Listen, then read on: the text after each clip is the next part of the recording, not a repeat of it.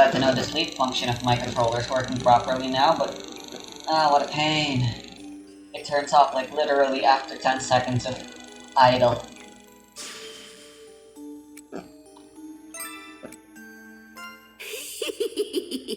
We've been expecting you. Now then, I wish you a safe journey. It can be used as a building block on its own, or it can be smelted as a full block in order to create terracotta. In fact, this can make for a really interesting number of transformations that a single block can go through, many of which can be made completely automatic. For example, if we bone meal some of this moss, we will end up with a few azaleas growing. Bone meal of the I wish we azalea would unlock and shortcuts by now. it turns That's something into really nice dirt, with a bottle of water, which could be about Mary bought Skelter from 2's Spencer, dungeon that design brings that the this dirt game doesn't transforms have. into mud.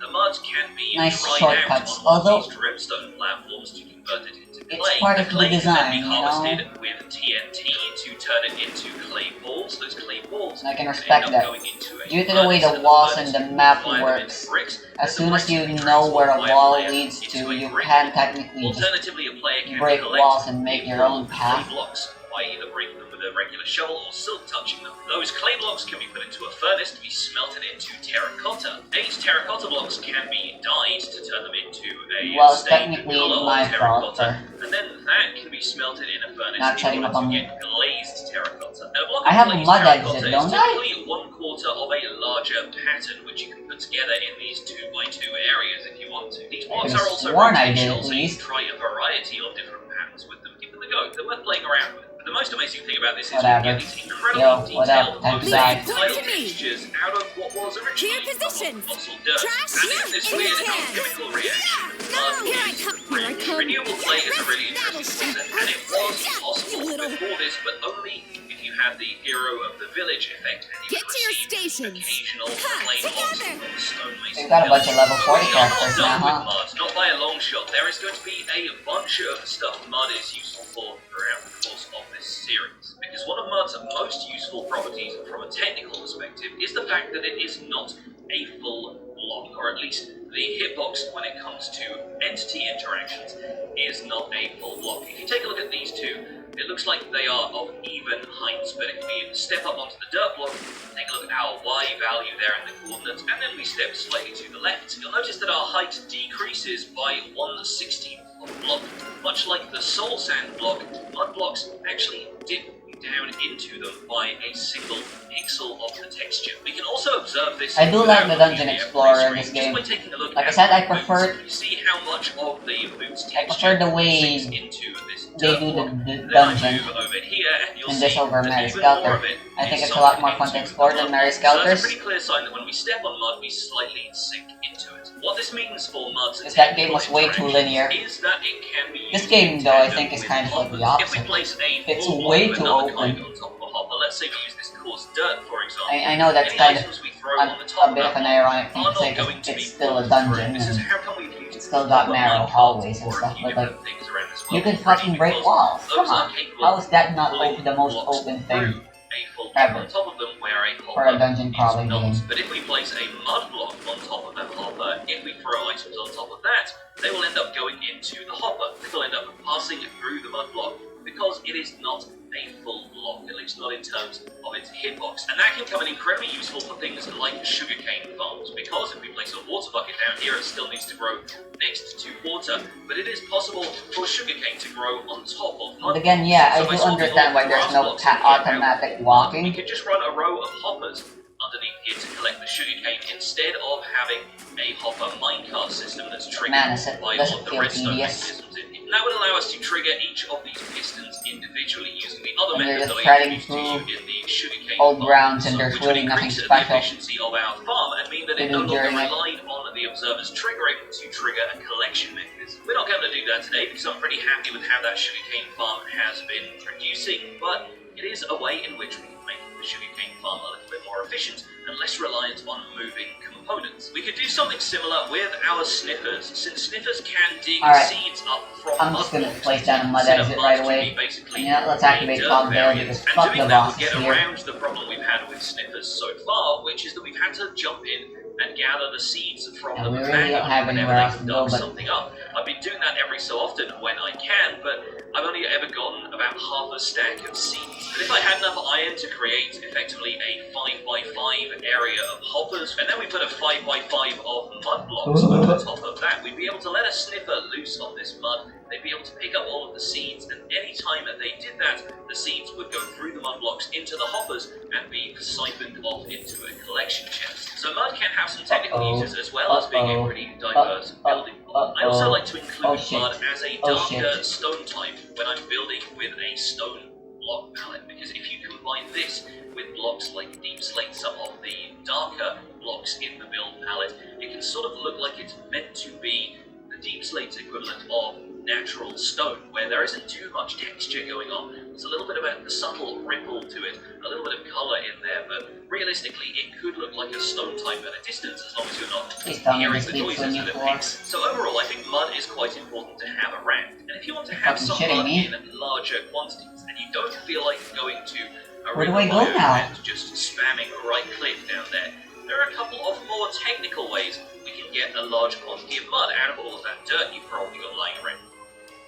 Oh, I get it. A sort of mud factory in this episode, and to do that we need a pretty large. Changing my face into a donkey and call me a fool. Maybe over here. Because over here seems pretty good. So the story won't progress if I continue exploring that place anymore, huh?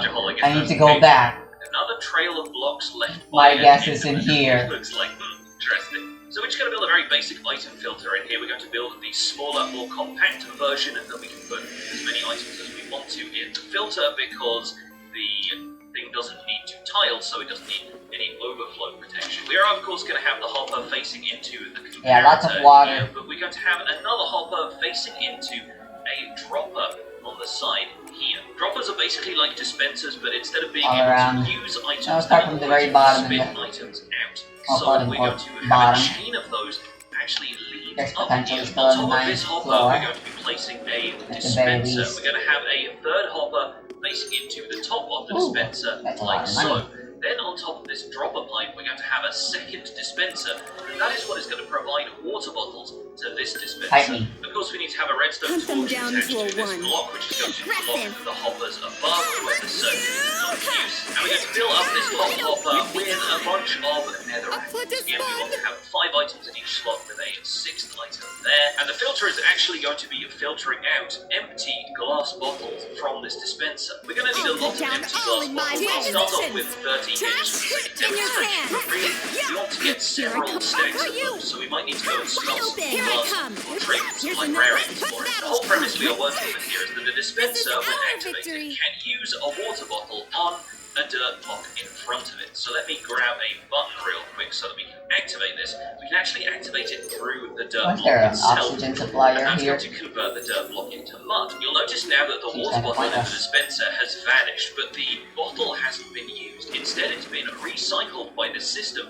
going through the item filter ambush from above, below, where it will be fed into these droplets. And if they're activated with redstone power, these droplets will actually push their content upwards into the next dropper, and so on and so forth, until they return to this dispenser at the top. This dispenser is what's going to be full of glass bottles, and it's going to be creating bottles of water to be fed into this hopper. Because dispensers don't just use bottles of water, they can actually create bottles of water from a water source. And typically, when you use a dispenser full of empty bottles, it will retract that water bottle that it's just created back into the dispenser. We're going to fill the dispenser up with empty glass bottles, so that when it creates the bottle of water, the bottle of water has nowhere to go. It will be smashed out of the dispenser and immediately gets picked up by this hopper, which puts it in the dispenser below. Now we are of course going to have to make sure that this water source up here is contained, and one way of doing that is to waterlog a block. You can actually waterlog a leaf block or a mangrove block up here, and that will completely contain the water source, so you don't need to surround it with any other blocks. But personally, I find that makes the collision a little bit dodgy, and sometimes water bottles end up flying out the side instead of into the hopper. So we're going to have to deal with this slightly uneven barrier for the water source block up there. A couple of blocks to the side here, we're going to add some redstone dust, which is going to power these droppers and the dispenser at the top that's creating the water bottles. We'll put 2 redstone dust going into this dropper, and if this dropper is directly powered, it will provide power to the components immediately above and below it. It will also very briefly lock this hopper, but then once the redstone current goes away again, the hopper should be able to still filter items through like normal. We're going to come up 1 block here, and we're actually going to staircase up so we can provide power to the dispenser at the top. In order to do that, we need to split this redstone wire by having a glass block here in the center. That way, we can end up with a redstone wire that runs down underneath this glass block and towards this, whilst also staircasing up so it enters the dispenser. Right here next to this redstone dust, we're going to place the torch there. We're going to place another block up here, and attached to the side of that block, we're going to place a piston. This is what's known as a smart piston circuit, because when we place a block in front of the piston, this block receives power from the redstone torch, will power this line of redstone dust, and that powers the block next to the piston, which activates the piston, meaning the block is pushed away, and the piston immediately ejects whatever is placed in front of it. You might also have heard a click at that time. That was all of these dispensers and droppers activating, and that should mean the system is primed. We actually now have 2 bottles of water here in the dispenser, and as we place a couple more of those, you're going to find that there are now 4 water bottles in the dispenser. I'm just going to drink the contents of a couple of these so we can have some glass bottles to put back in the top dispenser, because the dispenser will use items from a random slot in the dispenser each time, but then when it receives items from the droppers below, they will usually end up in the top left slot. So sooner or later, all of your glass bottles are going to end up here, and then that breaks the system because the water bottles can no longer be fed into this dispenser. Instead, they get picked up by the dispenser up here. I've gathered up a couple more components because we need this dispenser to activate every time a block of dirt ends up in front of it, so that it will use the water bottles to convert these into mud. But placing a redstone torch underneath this, while it does technically work, is going to lock the output hopper so that the glass bottles, the empties, will end up staying in the dispenser. So instead, what we're going to do is place a redstone repeater facing in towards the space in front of the dispenser, which is currently occupied by this mud block, and using whatever blocks we've got to hand, because I'm running out of the cyan terracotta I'm using as a building block, we'll put a redstone torch there. Any redstone power source will do. You can use a full redstone block if you wanted to. But that is the first part of our mud factory done. And if we face in towards this piston, once we turn around, we'll find we have a string of mud poking out in this direction. And the system has failed to fire once, but that should be a concern as we get things up and running. The main problem now is that we've reached the limit that a piston can push. Pistons can only push 12 blocks, and then the 13th block gets added. Unfortunately, the piston can no longer push anything. So we're going to set up a way for the system to clear these mud blocks out and push them away, so that another line of dirt blocks can be through here and converting into mud.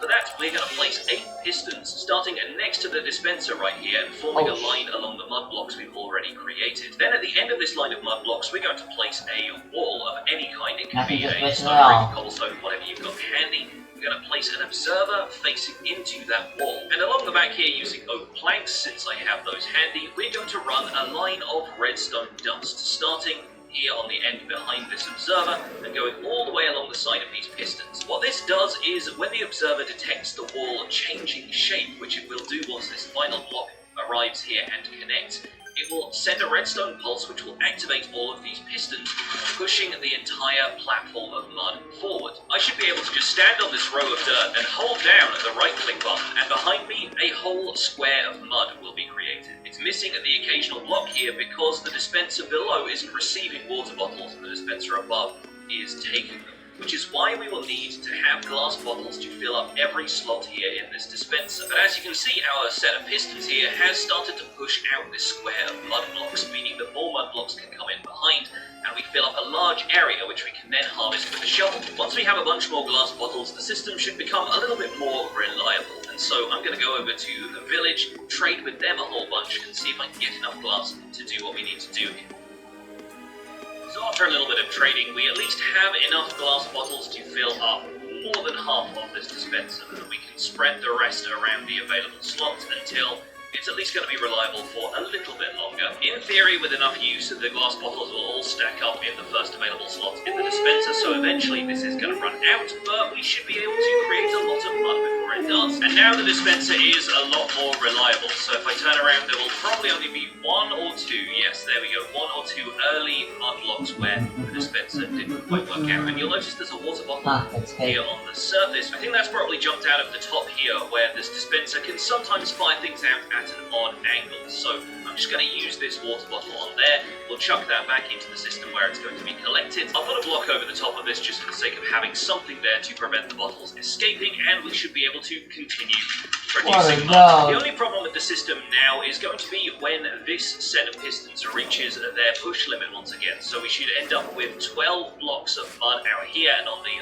13th block of mud, the system is going to lock up. So we've got room for 3 more blocks to come out over here before the system completely locks. And I'm wondering, maybe we can set up some kind of signal to indicate when the system has reached its capacity. I'm thinking what we do is we get an emerald block, an observer, and a note block.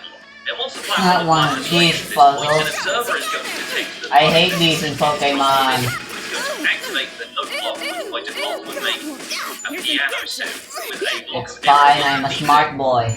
I'm a smart girl. I'm a smart whatever pronouns, I still haven't decided. Listen out for that chip-tuny chime, and there we go. We hear the note block play, and we know to stop placing dirt blocks He, until they, we cleared up the whatever. remainder You of can the pronoun me It's however quite a you neat like. little system, and it's all possible thanks to dispenser mechanics and being able to convert dirt into mud blocks. Now, all of the dirt that I have, and I have a couple of double chests of it at this point, can be converted into mud, which can then be turned into a whole bunch of other blocks. And that is where we're going to leave this episode of the Minecraft Survival Guide. Hopefully you've now realized that mud is a little bit more useful than you might have initially thought. Thank you so much for watching. My name has been Pixorus. Don't forget to leave a like on this video if you enjoyed it, subscribe if you want to see more, and I'll see you folks soon. Take care. Bye for now. Leave support to me. Formation, formation. Yeah, I'll follow. Together. That won't get me. No chance. No chance. That won't get me. No chance. Here I come. Here I come. Hey, captured.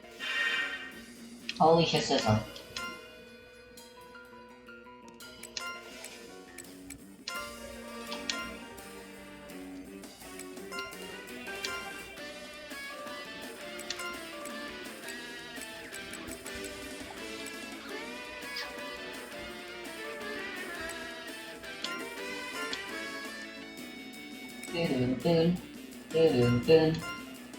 I'll do my best. Ha! Too slow. I've been waiting. No blocking this. Activate.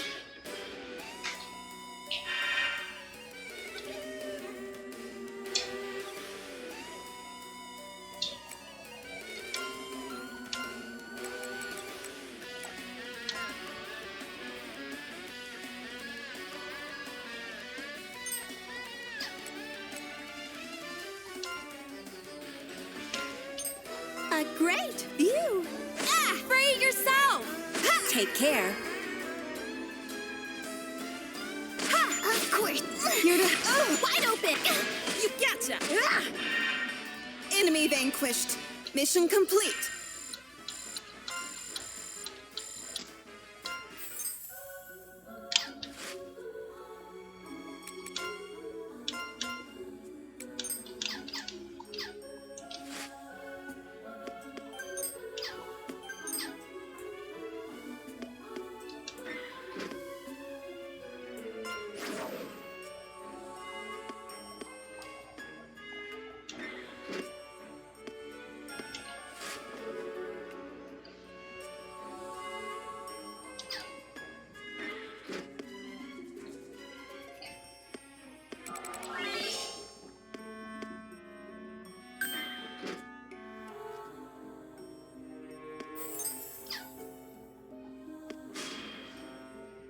I'll knock you down one by one.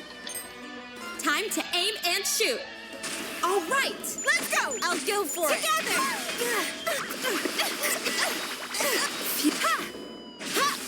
Take that.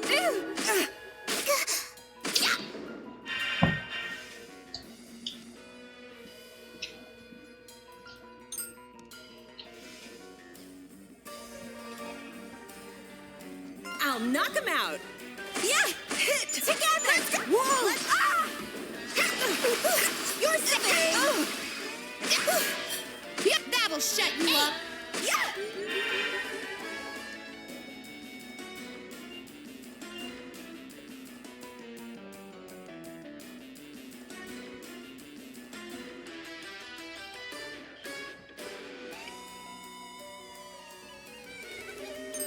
Ready for orders. Oh shit! Let's go. Hunt done. Thanks for the hard work. I'll keep getting better and better.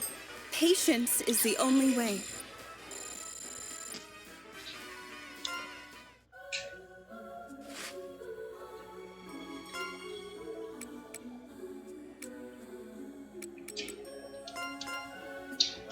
Enemies to assist you in combat, an important one being the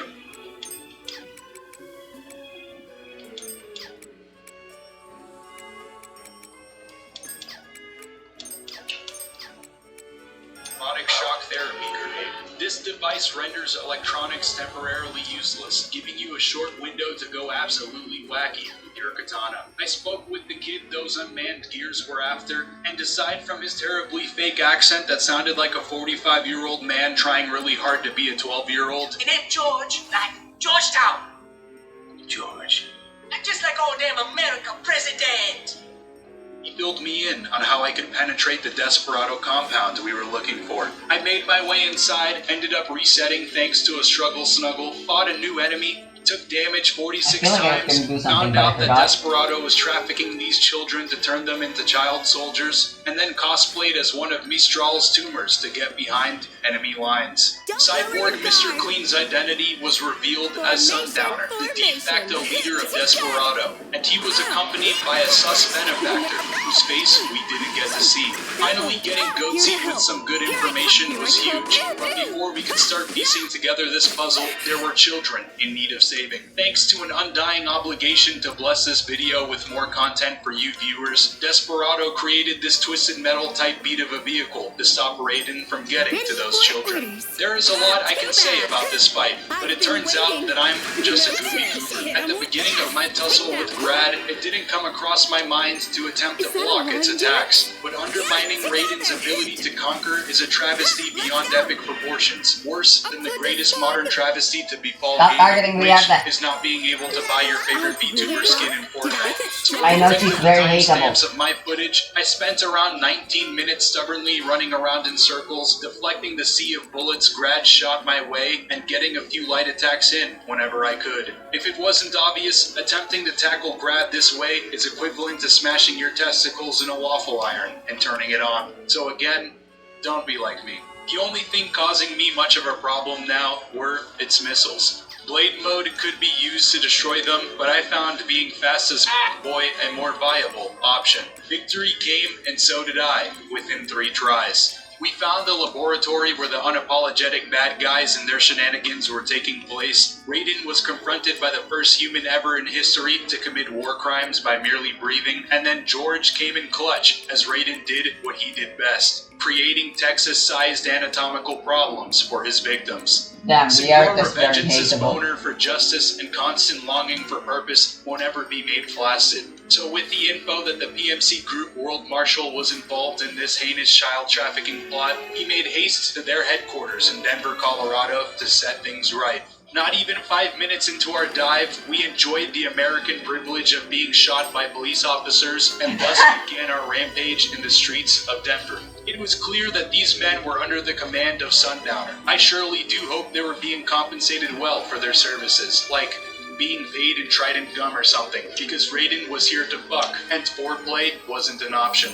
Unlike the other stages we have tackled this challenge run, the beginning of this level was absolute cake, and I had no trouble snapping these goons in half just like I did the lips on my mechanical pencils in grade school. From here, it was time to make my way across the skyscraper terraces, and to no one's surprise, more enemies were introduced to the mix. As for the 2 Whoa, look at zombies you. over here, you better hope you're loaded with usables, because because these things were serving up knuckle sandwiches for dinner and making sure that you took that shit to go. I have to say, I'm quite proud of myself for being consistently inconsistent when it comes to not only my horrendous upload schedule, but my performance in these challenge runs. Some resets I would run these two down, and then others take a hammer to the cranium within seconds. I attempted this far longer than the normal gamer would have, but as always, there was nothing a little kiting couldn't fix. I enjoyed the much welcomed relaxing gameplay as I completely snuck through the Washington subway system on my way to Galaxy News Radio, contemplated on whether or not that Fallout reference was a little too obscure to leave in the script, and then eviscerated the 4 public highways the loyal Colorado taxpayers had graciously funded.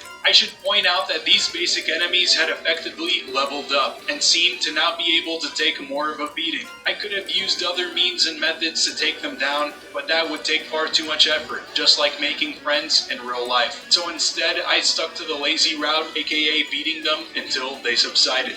Either way, I sliced through the blood, sweat, and appendages of my enemies and eventually made it to our destination. Before hitting World Marshal HQ, Extreme Sam stopped by to open up Raiden's third brown eye.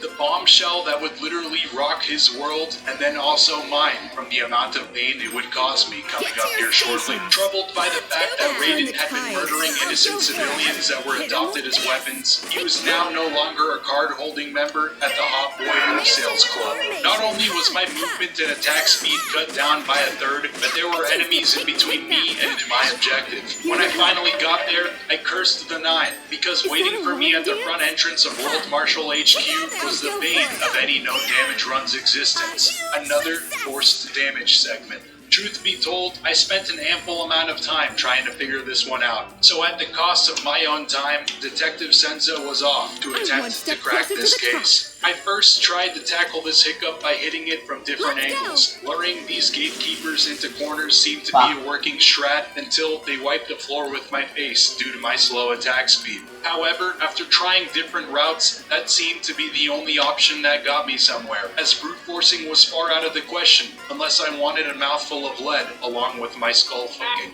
I know that this was nonsensical and brainless, but I was already committed to this jail sentence. Some of you real ones look at your sub box daily, waiting for me to come back with milk, like a deadbeat dad. So disappointing you all beyond measure on my return is the last thing I want to do. I spent around a day trying to figure this one out until I came across a video that solved this entire problem.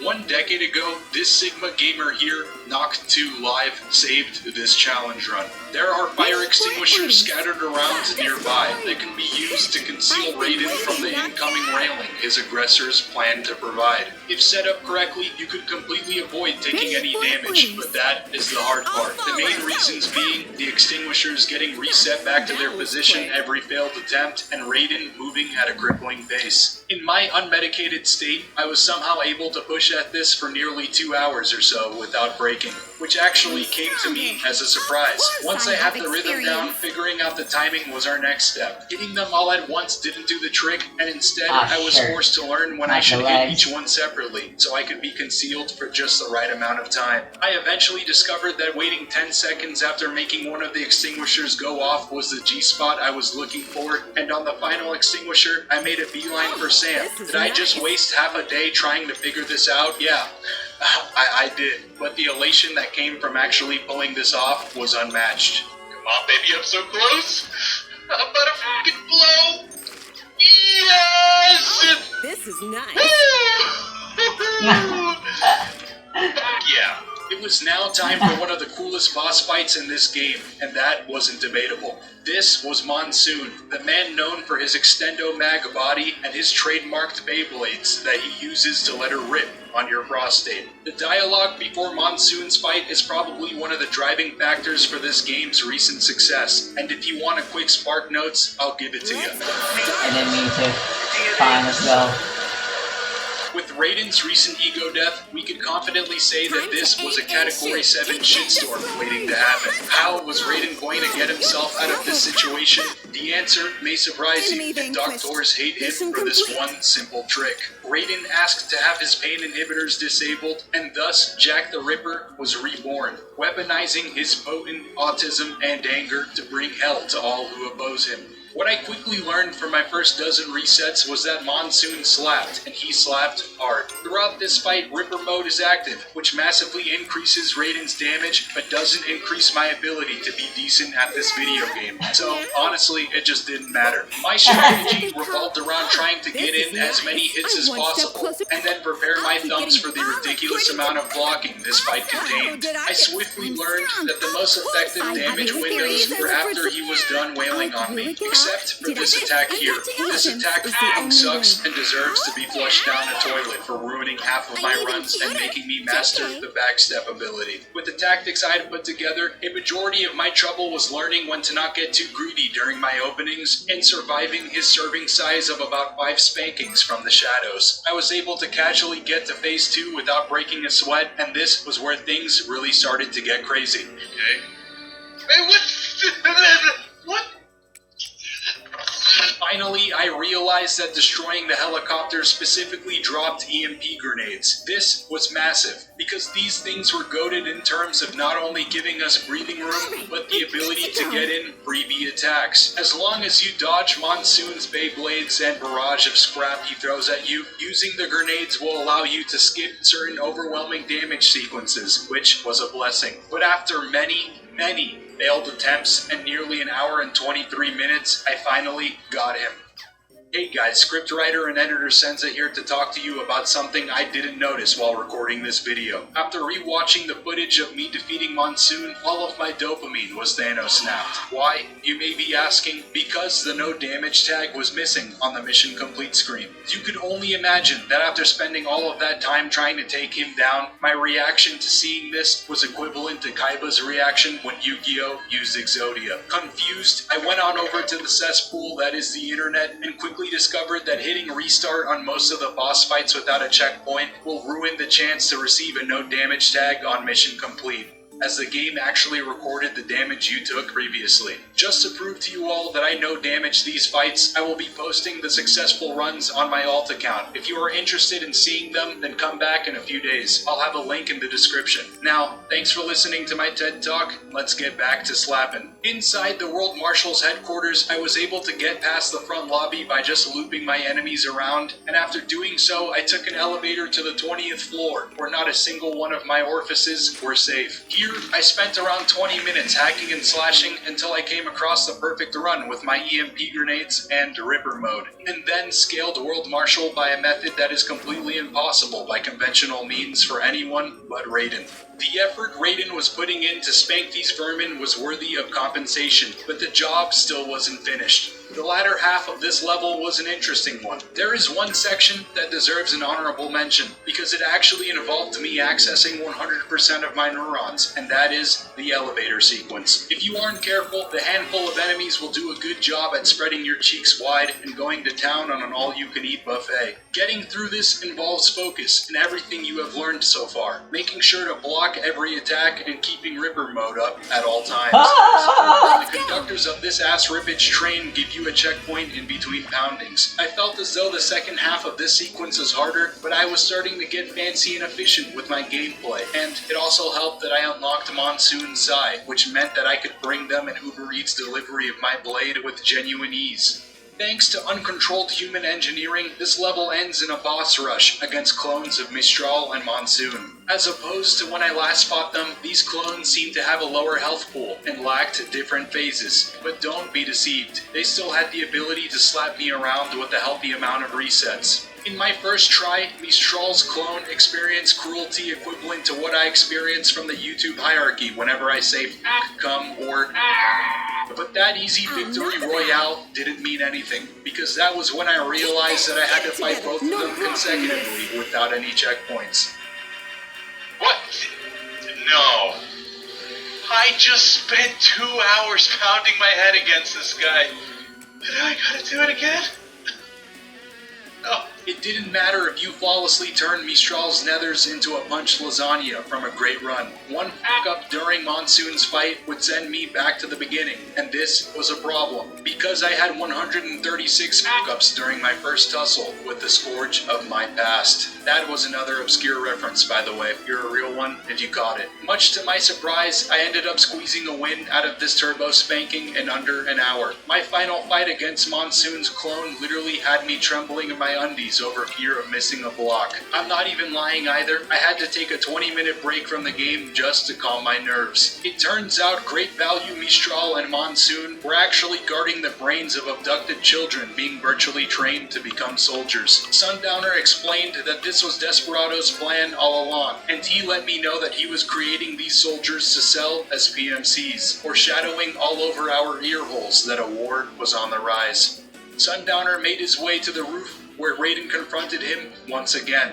And not even 5 minutes later, we were here in another boss fight. Besides being blessed with this boner bop of a track, this fight was quite underwhelming, and Sundowner is in fact not invincible. Once his Amazon solar panel chastity belt was cracked, he became a punching bag, and not even his helicopter stood a chance. Within 23 resets, I disciplined this child like his parents should have, and it actually would have gone a lot smoother, around 16 resets smoother, if I didn't suck complete dog ass at blade mode. Other than that, I give this boss fight a Sundowner out of 10. Pretty fucking cool, and pleasantly easy for a no damage run. Upon his death, Sundowner warned us of an impending attack that would happen within the next 3 hours, and that attack, carried out by Senator Armstrong, would likely ignite World War III. With a little bit of quick maths, the squad deduced that it was going to take place in Pakistan, and Raiden made his way out of Marshall HQ to catch a flight there. Dr. picked me up in a heli. We quickly discovered that we were being pursued by the fucking military. Raiden told Doc to trust him just like I trusted that 16-year-old kid on YouTube to wrap my red-ringed Xbox 360 in a towel to fix it, and then I made my way back through Colorado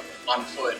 Backtracking through this level was pretty nice, because this time the cock and ball torture was no longer being inflicted on me, and instead, we were the ones providing the treatment. Shout out to a very kind Colorado citizen for lending his bike to Raiden, and with transportation, we were now off on our way to catch a flight. Our drive would quickly be interrupted by Sam, who was nothing shy of an absolute gentleman for sparing me a speech and wanting to get straight into the action. This fight contained so much testosterone that a viewer not knowing anything about this game would probably pass this off as homoerotic. I'll tell you now, defeating Sundowner and getting through the streets of Colorado with ease had my endorphins pumping, which may have had a hand in my swift victory against Sam. It's quite difficult to overstate how much of an MVP Monsoon's weapon was in this 1v1. I actually have another MGR challenge run recorded where I tried to beat the game without a katana. This fight went totally different and was actually the hardest boss of that challenge run. Perhaps your eyes will one day be graced with that footage in the form of a 30-minute verbal shitpost, but until then, trust me when I tell you that not only did Monsoon's weapon dramatically change the outcome of my battle with Sam, but also made it bearable. I discovered within my first few tries that Sam's block timing was a bit slimmer than the other bosses. I dialed in, got my meat sack slit open a few times because I got a little too greedy, changed up my playstyle to be more patient, and in the end, I took him to Pound Town without taking any damage. Blade Wolf illustrated how much he cared for Sam as he made sure to retain his super cool katana in memory of him, and then we carried on to the airstrip to stop Armstrong. As always, this is scriptwriter Senza here to tell you that I've rambled on far too much about this challenge, and the video is getting quite long. I know I say this nearly verbatim every crusade, and it's pretty much a tradition at this point, as I tend to vomit everything I think. But there are still 2 more bosses I have to school, and knowing you probably got a really hot date coming up soon. So I'm going to pick up the pace and throw some Subway Surfers up on the screen to keep my remaining Gen Z viewers interested. I was totally lying about that latter half, but that'd be pretty fucking funny. Alright team, let's finish this up. No. Raiden encountered a mouth-breathing Discord mod in the wild. We used a jet to assist us in our speedrun to Pakistan. I probably missed out on a good pun revolving around that said jet, just like the missed opportunity to name diarrhea medicine gonorrhea, and then we made our way to confront Armstrong in the name of collateral damage. Welcome to the hottest vacation spot ever, literally, where it's common practice to have your spine ruptured by death robots and malignant tumors cosplaying as the average American are here trying to start World War III. This final level bent me over and paddled me down good. To emphasize, it took 41 recordings to beat this challenge, and 19 of them was on this level alone. So far, I was at 983 resets, and with the final 2 fights still coming up, we were on track to beat our Cyberpunk 2077 record of 1,224. With expectations tempered, I prepared myself for the excruciating torment I would endure by consuming a fruit roll-up and making my ASMR POV sandwich making OnlyFans exclusive video for my Patreon members. Make sure to check that one out if you haven't. I worked really hard on it. Trying not to be a lobotomized gamer here was a time-consuming process, the main hazard being the damn turrets that were here to turn us into Swiss cheese. Once I developed a strategy, and by strategy I mean giving up and just using stealth to get past my enemies, I made it to Armstrong to settle this once and for all. Raiden was now in the presence of the very first Elven Lord, Senator Armstrong, the man who grew up on a diet of steroids and democracy. We discussed memes. It is too broken. I love this game, man. And then Armstrong decided that it was time for me to enter the cum zone and get folded into a fucking chair, which is probably one of the most American things he could ever do. Metal Gear Excelsis' fight was a little different from the other fights in this game, as blocking its attacks is impossible. It took me around a dozen tries to figure that one out, but once I did, I quickly resorted to backstepping, which gave me invincibility frames if timed correctly. A lot of its abilities are a free one-stop ticket to God, but as long as you get as far away as possible, beating Excelsis isn't too bad of a feat to tackle. With Excelsis destroyed by the hands of one of the greatest protagonists of all time, Armstrong decided it was time to go Super Saiyan 4 God Super Saiyan on my ass, which was a problem because that meant that we were bringing a sword to a fist fight. Given that this man had apparently turned into a fucking tank, trying to take him down was literally impossible, and he didn't appreciate my attempts in doing so. 19 tries later, I figured out that no damaging this encounter involved ignoring him completely. His AoE and grab attacks were a real problem, but in due course, the cutscene pops without you taking any damage, which was freaking huge and had me so hyped that I shit my pants and came twice. Before the grand finale, I was graced with one of the greatest memes of all time, and then the senator decided that God Super Saiyan wasn't enough and channeled his testosterone to go Ultra Instinct. Blade Wolf came in clutch with a sick assist, throwing me Sam's katana as Raiden had lost his. And it was time to finally answer the question you all came here for. If you'd like any tips for no damaging this fight, the only 2 I can give you is to make sure you're on 40 milligrams of Adderall and be ready to schedule several sessions of therapy afterwards, because you're going to need it.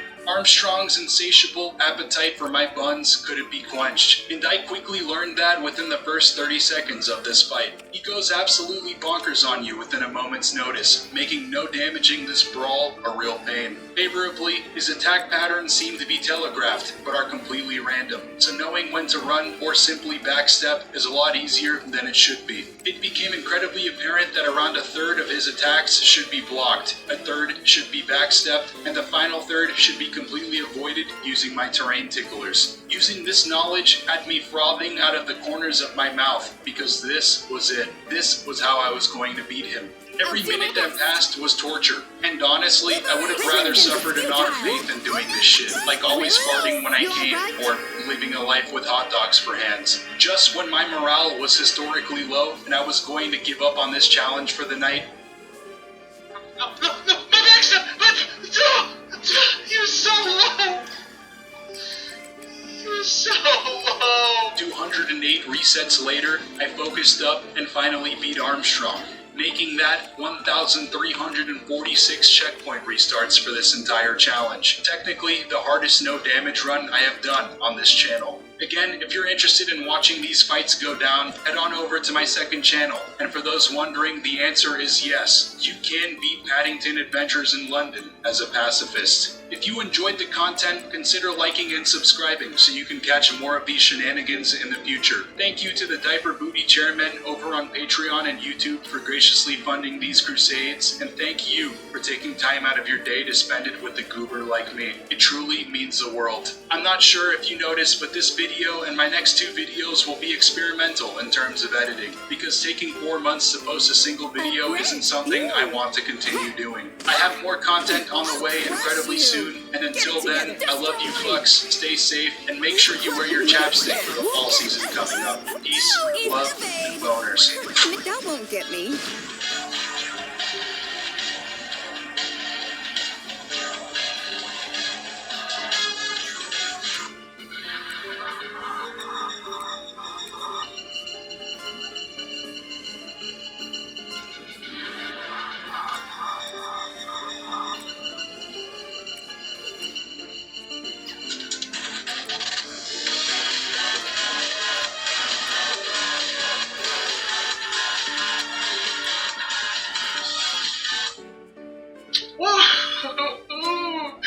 Alright, my gamer at work brain needs a fucking break from that shit. Oh my god! They were spanking me. Oh. It's a good game though, god damn it. Time to aim and shoot. Take this. Release the crest. Unleash the power. No chance. Like, Armstrong is so ridiculous, he's perfect. He's literally the perfect specimen. My god.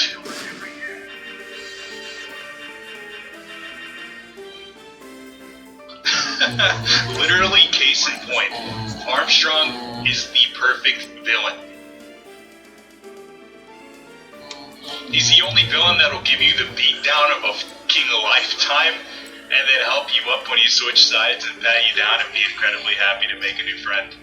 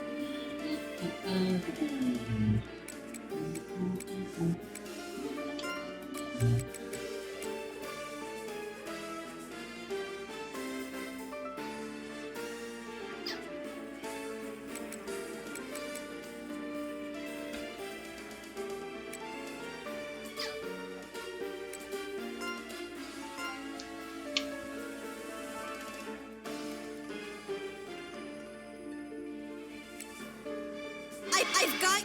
This is nice. I think I can do my... It was all for this moment. Ready for orders. Ha! I'll crush you. Ow! Whoa! Destroy! Ha!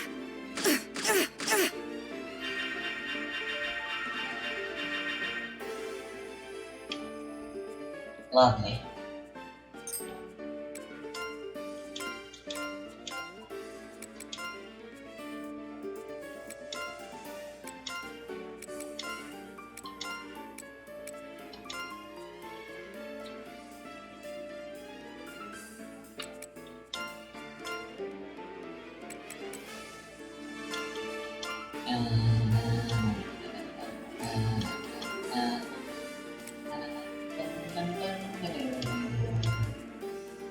Be aggressive. Can you stand? Liberation! I'll turn the tides. It's garbage day. Take them out.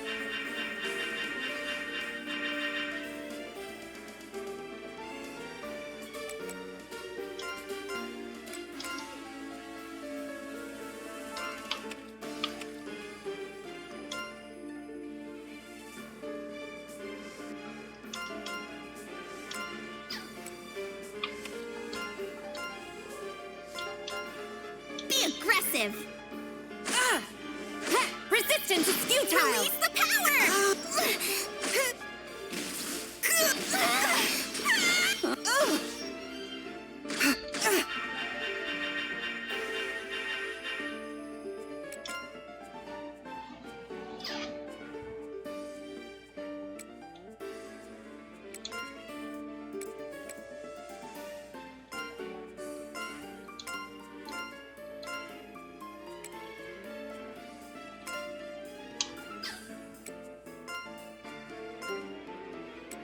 I've got you. This is nice.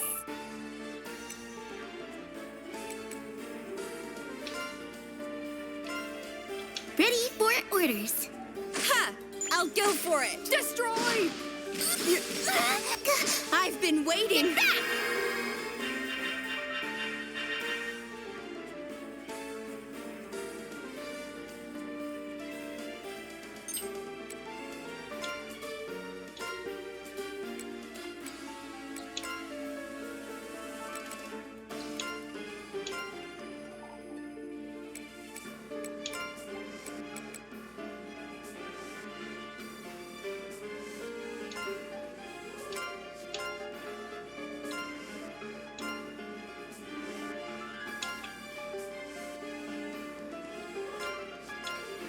Time to aim and shoot. Yeah! I'll go for it. Destroy! No chance. He's up! Send me to the front. That won't get me. That was close.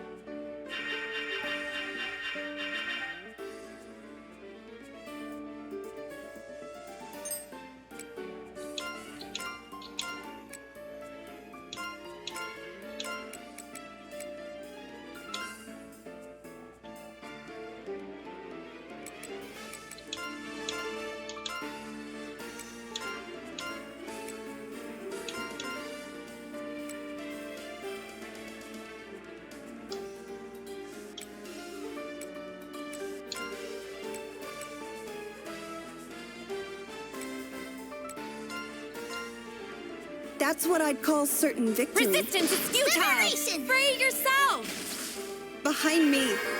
I won't give up. All right! I'll get to it!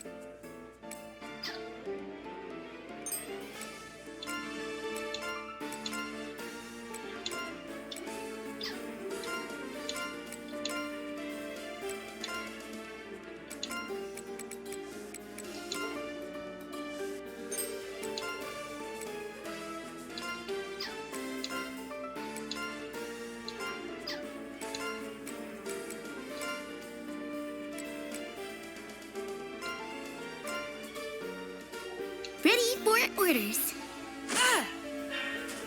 Destroy! No chance. Too slow.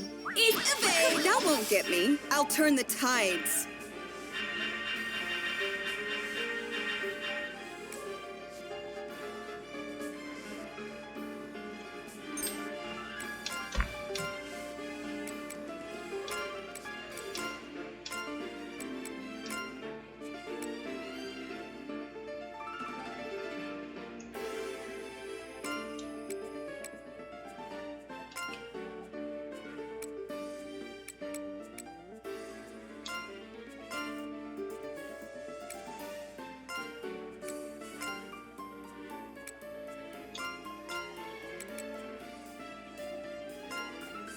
To your positions! Trash in your cans! Crush you!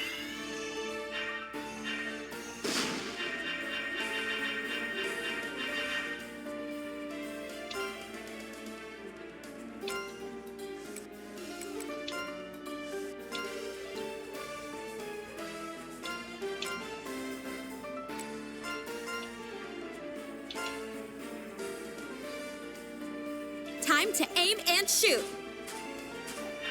Can you stand? No blocking this! Futile.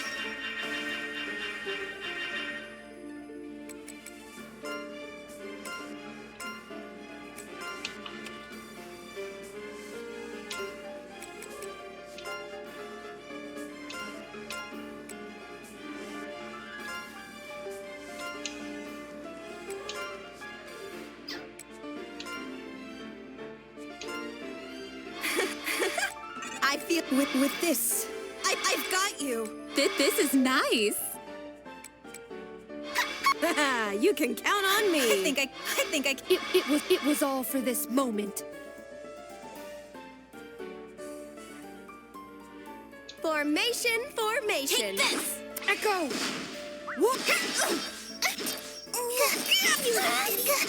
Knock you out! Hit him with this! Ha! Here to help.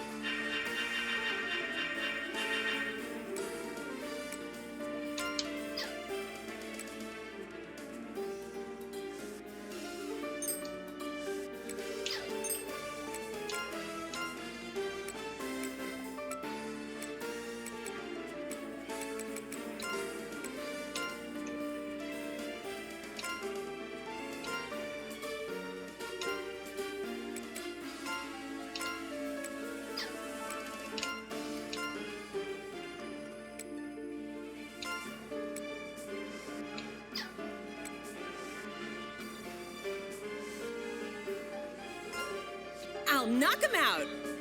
Yeah! Resistance is futile. Not done yet!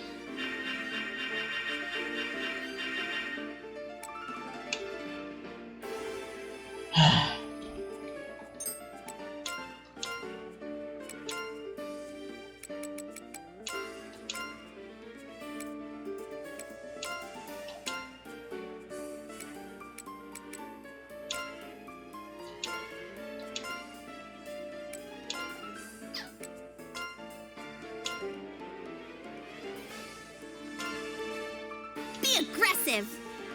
Yeah! Hit! It's garbage day! Take him out! Jesus Christ, just how much longer does this guy plan to live?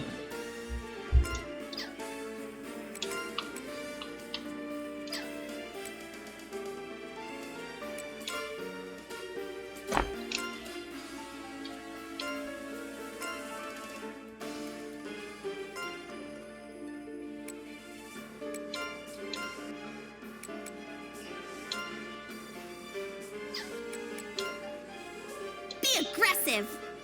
Ha! Ha! Destroy! Oh no! That won't get me.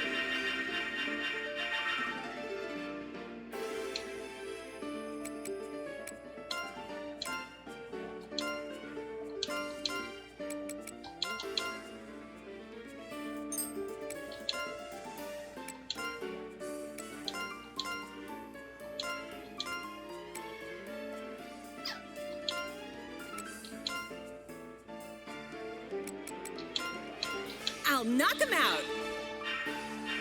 Destroy! No chance. You're safe. Evade. I'll turn the tide. Liberation! Hit him with this.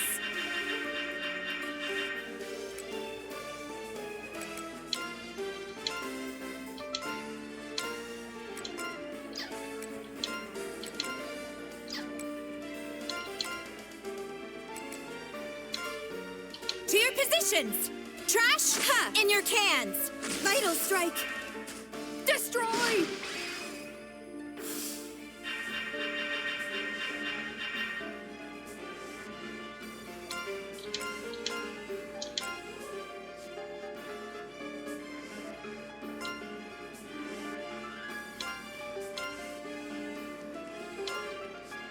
I know. Here, right?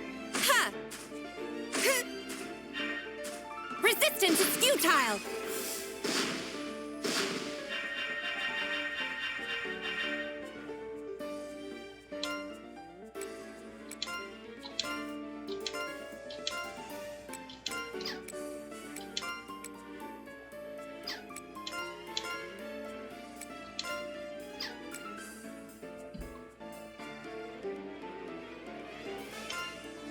Is that a line dance? Ha! Ah! Destroy! Seriously? How did that happen? Oh my god.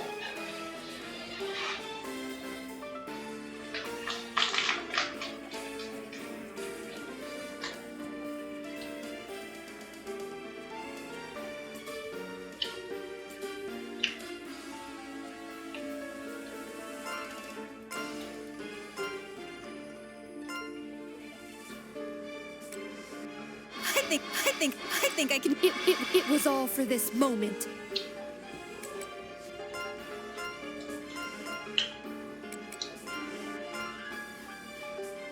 I'll knock him out. Yeah! Yeah! Yeah! Destroy! No chance. Bullseye. Resonance call. Ta! Ta!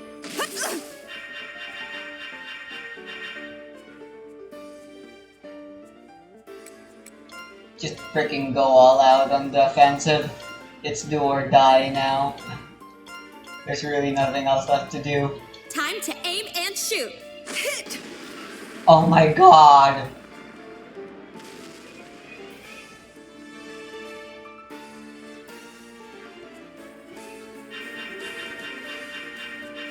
Yeah! Yeah, for once that yeah is justified. Oh, this is nice. I grew again? I'm catching up.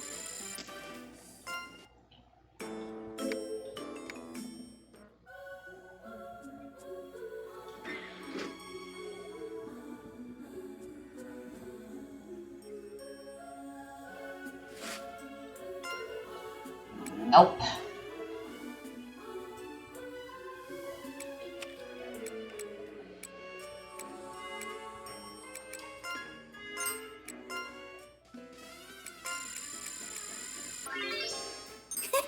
Is this what they... I'm even cuter. JK.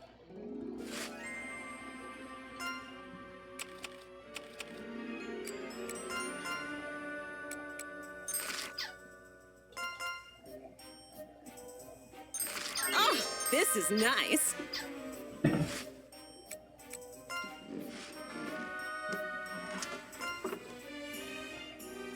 Yeah, they lost her right. All right, we're good to go. And Mira as well. I'm back. Wacky.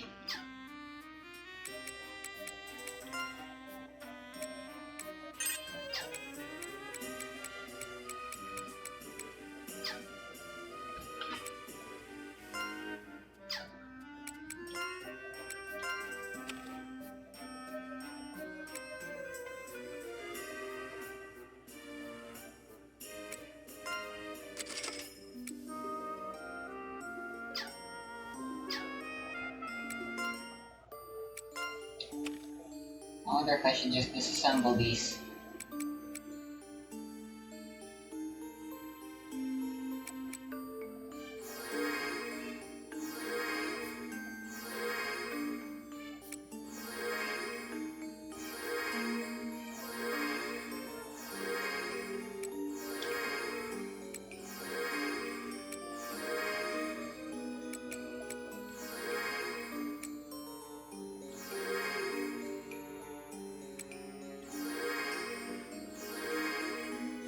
Mana's way more useful anyway.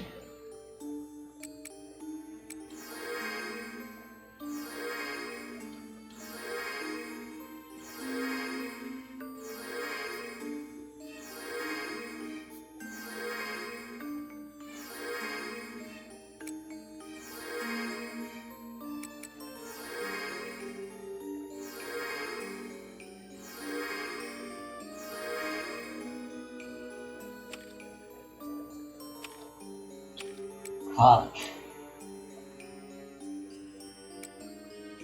Cool.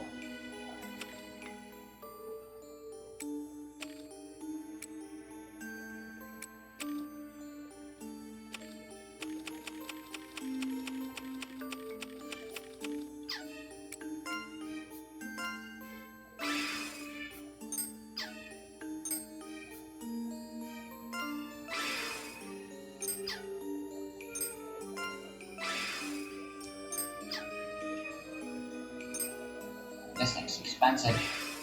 Better be good.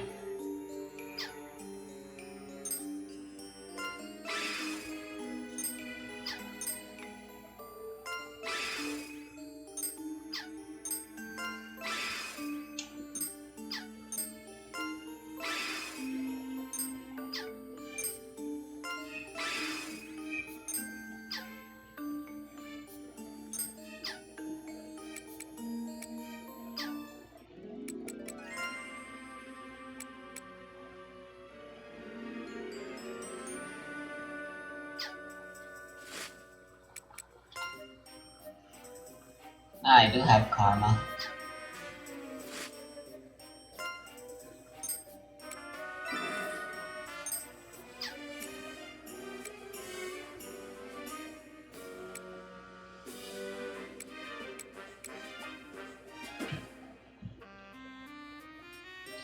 Why not?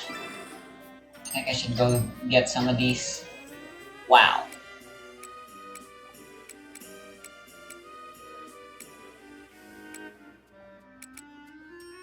80,000 for both. Never mind.